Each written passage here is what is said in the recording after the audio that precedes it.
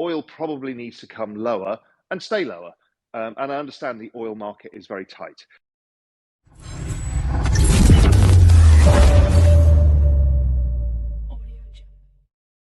What I try and do is step back from all the narratives, right? It's a very narrative-driven world these days, and everybody's pushing a different narrative based on their own perspectives, which is fine because these are all probabilistic outcomes and stuff we can't know until things have happened. So I try and step back and apply my business cycle framework and my secular framework to what's going on right now. So the secular framework remains to me that debt, demographics, globalization, and technology are deflationary over time. Doesn't mean we can't have cyclical inflation. Now, the question the market's struggling with right now is this a change in the inflation backdrop? Is the rate of change of prices going to continue? Doesn't mean the prices stay the same. People get confused with this. They think, well, if oil's at $100, that's inflationary. No, it's only inflation if it goes back to $200. You know, it has to keep going up.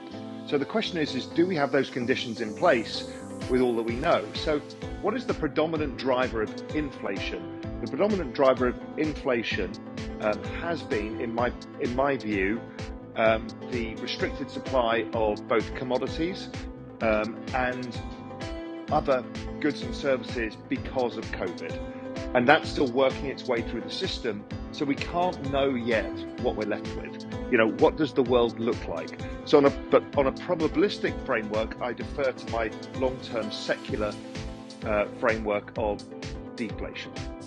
So, okay, so then what drives inflation up and down in a cycle, in the business cycle, which is the shorter term element? And those tend to last, 2 to 8 years on the upside and 18 months on the downside, generally speaking. What usually drives that is tightness or looseness of monetary condition. Now, everybody's focused on the Fed right now. What are the Fed going to do? Now, the bond market priced this in ages ago. So the bond market's already said, 2-year rates are, kind of 3% and 10-year rates are about 3%. The yield curve's been inverted, saying we've got a recession coming, so monetary conditions are going to get too tight. But when I put together a bunch of indicators about what real monetary conditions are, because it's not just interest rates.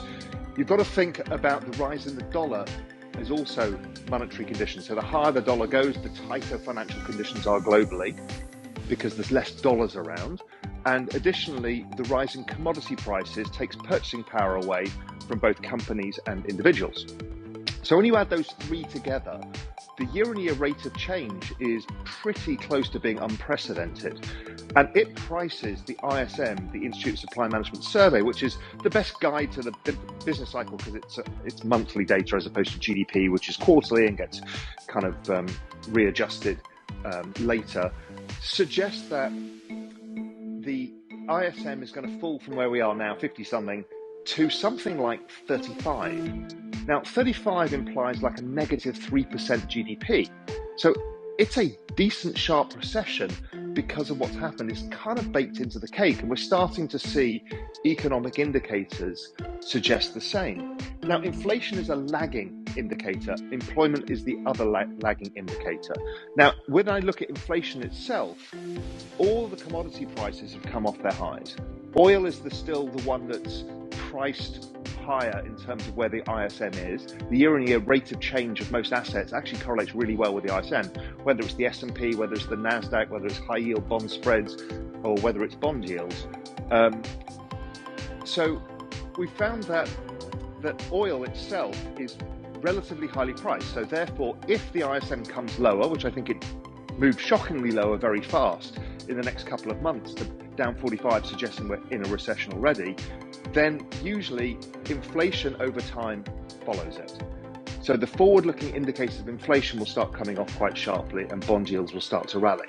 So I'm waiting for that. I think bond yields have topped, but I need to see those conditions in place. And I think it's only when people start realizing that growth is going to fall. So I think we're in recession. I think it's going to be sharp and pretty nasty, a little bit like 1974.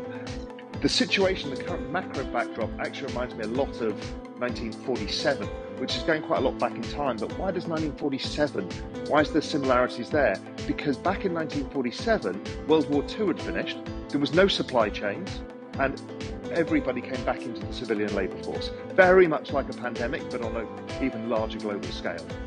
And that caused a massive increase in prices, which then, 18 months later, went from 20% inflation to negative 6% inflation, then back up again to like 7%, and then back down to negative, and oscillated in this kind of volatile environment as the world grappled with kind of readjusting to the new world. I think that's probably likely to happen this time around. But for that final thing to happen, considering all commodity prices have fallen, is oil probably needs to come lower and stay lower. And I understand the oil market is very tight.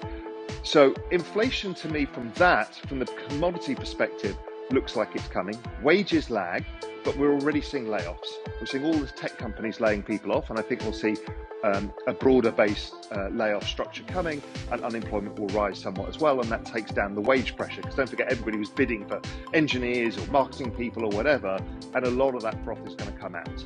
So that will ease, I think, the pricing pressure. The final big component is housing. We're starting to see house prices falling and sentiment falling, and the owner's equivalent rent, which is quite a large part of CPI, should generally trend down over time too. Mortgage rates are starting to fall, but we need bond yields to fall with them.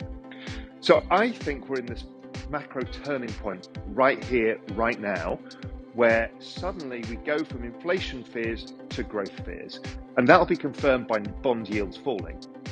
Now, what's really interesting is when we step back and look at the asset markets, most asset markets are pricing in different degrees of this. As I said, bonds and oil aren't really pricing it in. Bonds are the most mispriced right now because of this inflation narrative that's so structural right now. Things like the NASDAQ and tech stocks have priced in the most. So, growth end of tech, stuff like ARC, is pricing in, let's say, an ISM of about 39. So that's pricing in pretty much a full deep recession. So there's a lot of indicators that suggest some of this stuff is getting overdone, not probably completed yet. There's probably another down leg, but also that the economic trough probably gets reached sometime around March of next year before we start recovering. But markets discount on a forward basis somewhat of this, not all of it yet. So how does that affect also crypto markets? Well, the macro driver of crypto is two things. One is the central bank balance sheets. If they're expanding, crypto is generally doing well. Now, currently they're contracting, but we're starting to see signs of changes. It's still early days yet, but I expect the central banks to stop trying to tighten their balance sheets and eventually move to loosening as the recession becomes more apparent and the inflation fears recede. The other macro factor that drives crypto is the money supply growth, global M2. Global M2 has been shrinking, and that has taken away the steam from the crypto market, and it follows it broadly. It's not a perfect fit, but it's a pretty good fit. So basically, you need to see money supply growing. Now, what's good is we've got forward-looking indicators to tell us about money supply, and it's actually the inverse of ISM. So what it's telling us is going forward, the probability is the money supply globally starts increasing, and we're already seeing the signs of that in China, where Chinese M2 is coming up, and I think we'll see it elsewhere as, for example, the European banks start to struggle a bit, and so money supply starts increasing. So I think we're at the macro inflection point. I think bond yields fall over the next, we'll look back in 2 months' time and bond yields will have broken 275, which is the floor, I think, in 10 years, and be heading down to 2%. That's very similar to what happened in 2018. The bond market, the Eurodollar market, the short end of the curve is already pricing in rate cuts for January. So the market said, you're going too far here. The yield curve is inverted. But the whole trade sets up as soon as the yield curve starts steepening, which is generally when the bond market starts rallying. So there's a lot of information there, but generally the big view is we are at the cusp of the turn. I think that's what the crypto markets are picking up. The crypto markets are very forward-looking. The tech stocks, the growth end of tech, those things bottomed 2 months ago as well. And I think that's telling us something, is that there is still a probability of new lows, but I think on balance, like 60% probability that the lows are in of growth tech and the lows are in of crypto. Of the the rest of the markets like the S&P, I don't think so. I think we've probably got another leg lower to come, but crypto and tech will outperform.